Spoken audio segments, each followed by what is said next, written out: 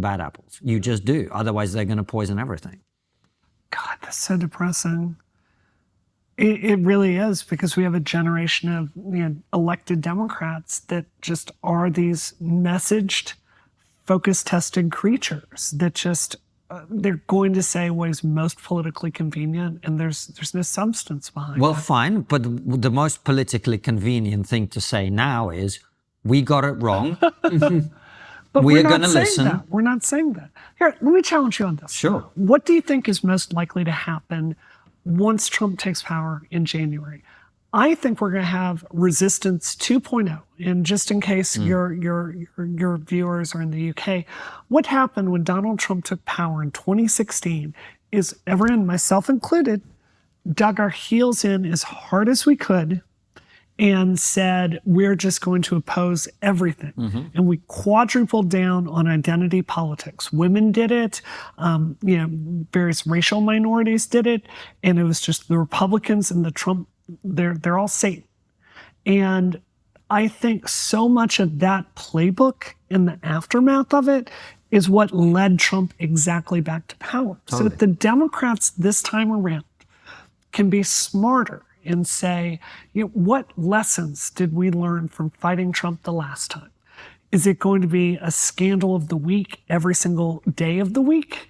Or are we going to try to, is there a way we can work with the Republicans? Where can we be in good faith and find some things we can work on, like Israel, and then oppose them when it's like the mess I expect to happen with the Justice Department? I think you're going to see the way the party react to this. I think it's going to tell you a lot about where we're going to go for the next 4 years. Well, right. And so very much on that, Brianna, let me say something to people who are watching this because you are here, not because we're here. Right? Do they exist? Yes. Everyone tunes in for us. They tune in. This is your platform. What the left needs right now is humility. Yeah. It needs to say, we got this wrong. That's right. We made mistakes. And now we're going to take some time, maybe quite a lot of time, to shut the fuck up. Yeah. And we're going to listen. Yeah. And we're going to listen to the American people. That's and right. we're going to listen to the people who are telling us why we got the result that we got. And by the way, the reason that they really need to do this now is we're not in 2016 anymore. That's right. In 2016, number one, Donald Trump hadn't already had a term in power. Number two, the media were very, very powerful. They're not anymore. Yeah. This election shows you Donald Trump could govern for the next 4 years and never pay attention to anything that the New York Times or the Washington Post or the LA Times write. He could do that, and he's not running for re-election. That's right. Right? And he has the House, the Senate, and the presidency. And the Supreme Court.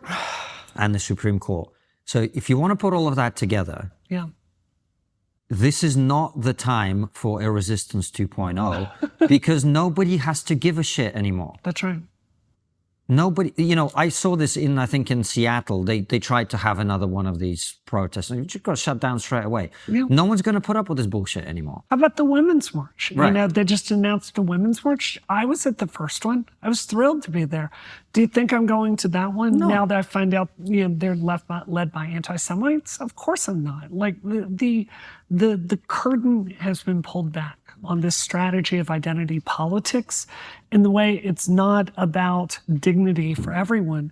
It's about an inverted hierarchy of oppression where every group is trying to get more power for themselves. Yeah. So this is what I tweeted, I think, the night of the election. The left needs a resistance now. That's right. And the resistance is you resist identity politics, you resist racial divisiveness, you resist anti-Americanism, Yes. you resist hostility towards the Western project, and you embrace freedom of expression, growth, right? Enough of this declinism, America's days are behind all of this crap, right? Yes, yeah. And if the left did that, then it would be interesting. Because there are a lot of people, like you said, who voted for Donald Trump who didn't want to. Yeah. And all they need is a candidate who gives them permission not to have to do that. So I've thought about this a lot. I've thought a lot about running for office again. And, the issues I've had with my voice and speaking are the big issue. They're the reason I'm not going to do that, just because I could not put in the same, 16-hour days speaking that I did a decade ago.